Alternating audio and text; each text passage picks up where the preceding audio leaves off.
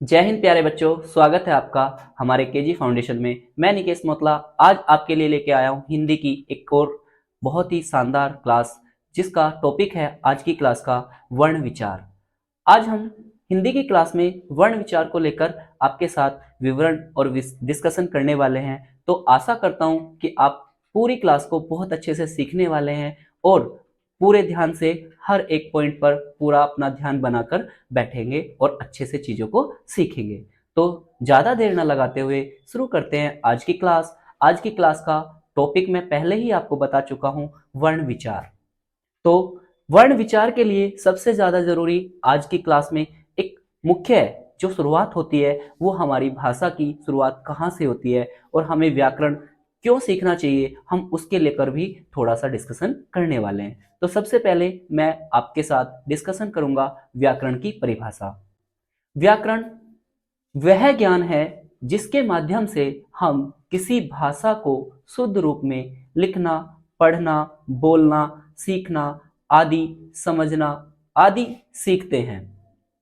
अर्थात व्याकरण वह ज्ञान है जिसके माध्यम से हम किसी भाषा को शुद्ध रूप में लिखना, पढ़ना, बोलना, समझना आदि सीखते हैं, व्याकरण कहलाता है। तो ये हमारी व्याकरण की परिभाषा है, जिसको आपने अच्छे से देखा और सुना और समझा। अब व्याकरण में जो सबसे छोटी इकाई होती है वो वर्ण होती है। वर्ण अर्थात अक्षर भी हम इसे कह सकते हैं।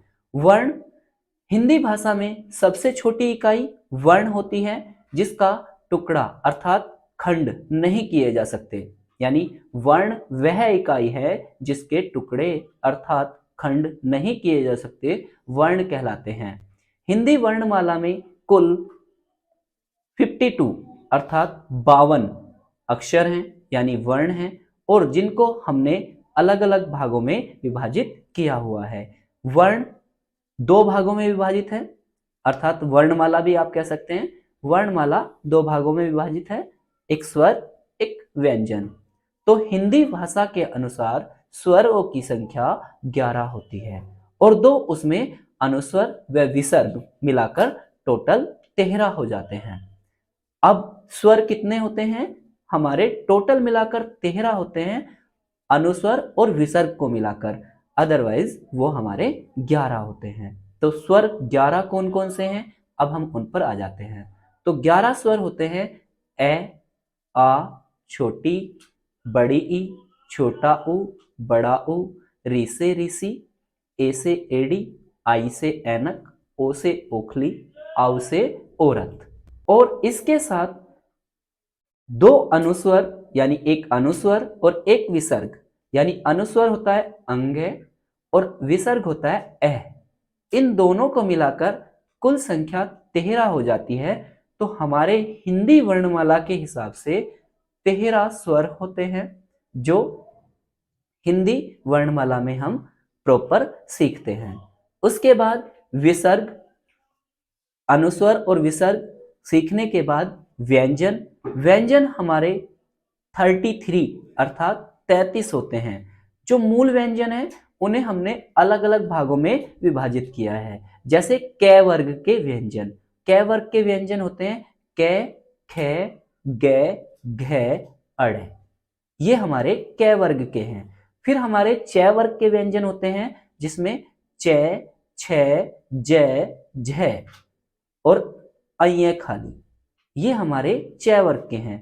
फिर हमारे ट वर्ग के व्यंजन हैं, जिसमें ट, ठ, ड, ढ, अणे खाली, ये हमारे ट वर्ग के व्यंजन होते हैं। फिर हमारे त वर्ग के व्यंजन आते हैं, जिसमें त, थ, द, ध, न, ये हमारे त वर्ग के व्यंजन हैं। फिर हमारे प वर्ग के व्यंजन आते हैं प, फ, ब, भ, मैं।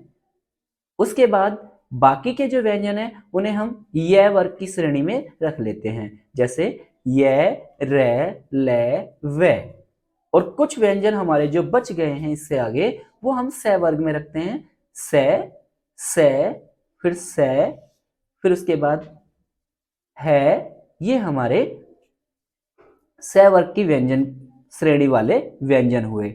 अब कुछ व्यंजन हिंदी भाषा में संयुक्त व्यंजन होते हैं, जिनमें दो व्यंजनों को मिलाकर या तीन व्यंजनों को मिलाकर हमारा व्यंजन बनता है। जैसे अक्षय क्षत्रिय, त्रय त्रिशूल, अज्ञा ज्ञानी और श्रा श्रमिक। ये हमारे चार व्यंजन हैं जिन्हें संयुक्त व्यंजन बोला जाता है। कुछ हमारे अतिरिक्त व्यंजन हैं जिनमें ड और ढ, ये दो व्यंजन हमारे अतिरिक्त व्यंजन हैं। अगर यहां तक की संख्या हम देखें तो कुल मिलाकर हमारे व्यंजन हो जाते हैं 49।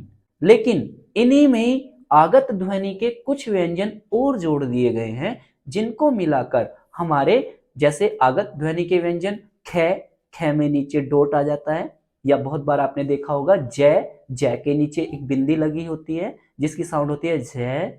उसके बाद फ, फ के नीचे भी एक बिंदी लगी होती है, और ये आगत ध्वनि के व्यंजन होते हैं। तो ये तीन व्यंजन और जुड़ गए हैं, जिनको कुल मिलाकर ये व्यंजन हमारे टोटल 39 होते हैं।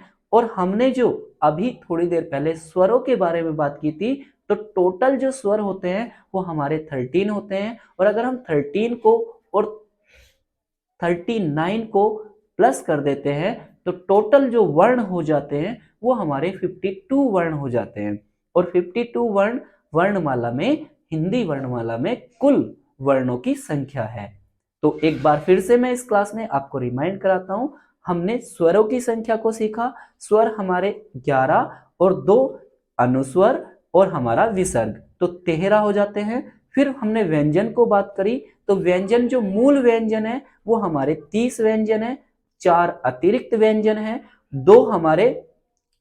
दो अतिरिक्त व्यंजन हैं, 4 संयुक्त व्यंजन हैं, और 3 हमारे आगत ध्वनि के व्यंजन हैं। तो टोटल मिलाकर 39 अर्थात 39 व्यंजन और 13 स्वर, कुल संख्या स्वर और व्यंजन की 52 है।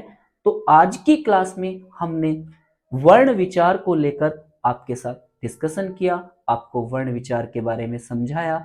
उम्मीद करता हूं कि आज की क्लास में आपने जो वर्ण विचार वाली क्लास थी बहुत अच्छे से सीखी होगी, क्योंकि अगर आप इन क्लासों को रेगुलर बेसिस पर सीख रहे हैं तो आपकी जो हिंदी है वो बहुत अच्छी हो जाने वाली है, जिसमें बहुत बार हमारी गलतियां होती हैं, लेकिन हम गलती की कोई गुंजाइश नहीं छोड़ने वाले हैं। तो आप ऐसे ही क्लासों को लेते रहिए, सीखते रहिए। मिलते हैं अगली क्लास में। जय हिंद, धन्यवाद।